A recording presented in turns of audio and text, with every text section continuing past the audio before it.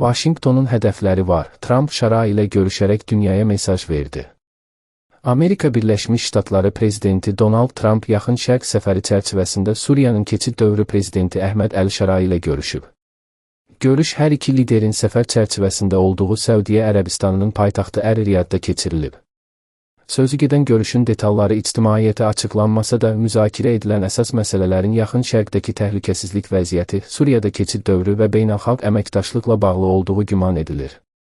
Əl-Şara uzun müddət beynəlxalq ictimaiyyət tərəfindən tanınmayan bir fiqur olaraq qalsa da, bu görüş onun legitimlik qazanmaq istiqamətindəki mümkün addımı kimi dəyərləndirilir. Bu, Trumpın Yaxın Şərqdə yeni və səs-küylü addımı kimi qiymətləndirilir. Şara illər uzunu qlobal terrorçu kimi tanınıb.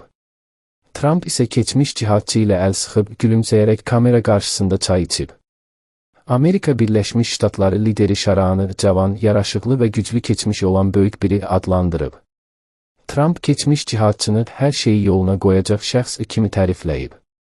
Xarici ekspertlər bildirir ki, Trump açıq şəkildə Şaranın liderliyini dəstəkləyir və Suriyaya qarşı 10 illiklərdir mövcud olan Vaşinqton sanksiyalarını ləğv edir və bir jestlə dünya ictimaiyyətinə mesaj göndərir. Analitiklərin qənaətincə Trumpın bu addımlarının səbəbi stratejidir.